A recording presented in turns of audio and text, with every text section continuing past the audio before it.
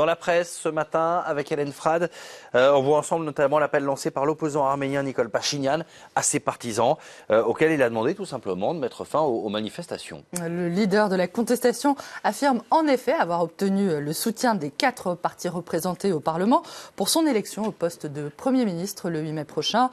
Pachinian suspend sa campagne de désobéissance civile, annonce le quotidien libanais L'Orient le Jour, qui précise qu'en cas d'échec des négociations, l'Arménie organisera alors des législatives anticipées.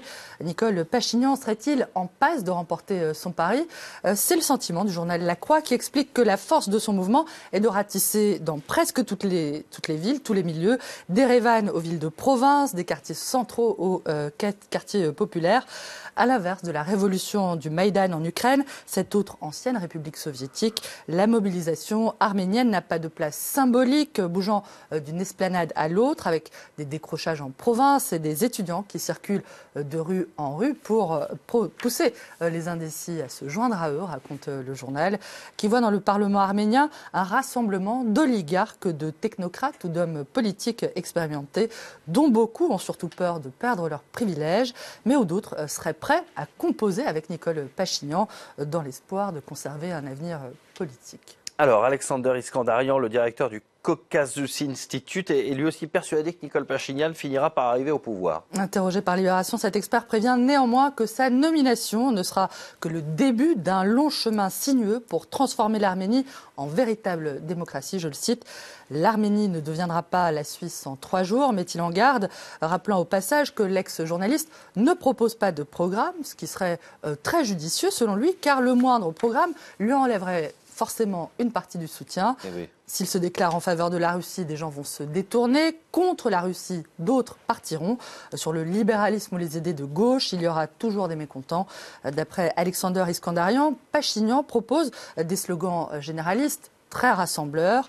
Tout le monde est contre la corruption, je le cite. Le problème, conclut-il, c'est que les gens qui sont dans la rue en ce moment attendent le bonheur. Ils vont être forcément déçus.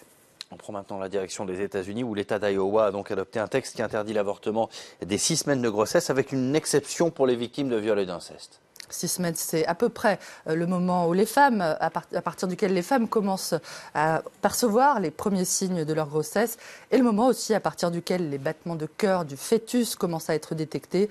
C'est ce que rappelle The Washington Post, qui évoque l'une des lois les plus contraignantes du pays en matière d'avortement. Une loi qui ne mettra pas un terme aux interruptions volontaires de grossesse, critique le Des Moines Register, qui juge que culpabiliser les femmes ne les empêchera pas de recourir à l'IVG. Beaucoup de législateurs de l'Iowa nous ont donné l'impression qu'ils cherchaient à nous dire qu'ils aimaient tous les fœtus, sans distinction, mais qu'ils faisaient en réalité peu de cas des femmes qui les portent. C'est une honte. Les États-Unis où un ami de Donald Trump, Rudy Giuliani, vient de contredire son ami, donc Donald Trump, concernant l'argent versé à cette actrice de X, Stormy Daniels. Ouais, selon, on le sait, la version du président américain, son avocat, Michael Cohen, a versé 130 000 $ à l'actrice porno en échange de son silence sur leur relation intime, sans jamais, au grand jamais, lui en toucher un seul mot. Eh bien, d'après Vox, cette version a été effectivement totalement contredite par l'ex-maire de New York, qui a assuré hier, au cours d'une interview à la télé, que Donald Trump avait remboursé son avocat. On ne se quitte pas là-dessus. On dit souvent que le journalisme mène à tout.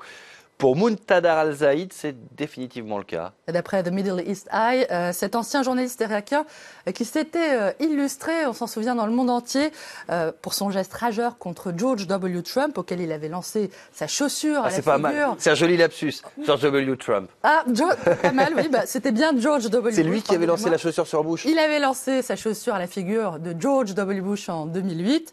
Eh bien, il a annoncé qu'il allait se présenter aux élections législatives irakiennes du 12 mai prochain.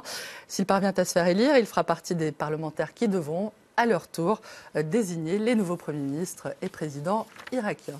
Merci beaucoup, et pardon pour Hélène. Le lapsus. Non, mais c'est plutôt drôle. Merci beaucoup, Hélène, pour Dans la presse. On se retrouve dans un instant pour la suite de Paris Direct. Restez avec nous, à tout de suite.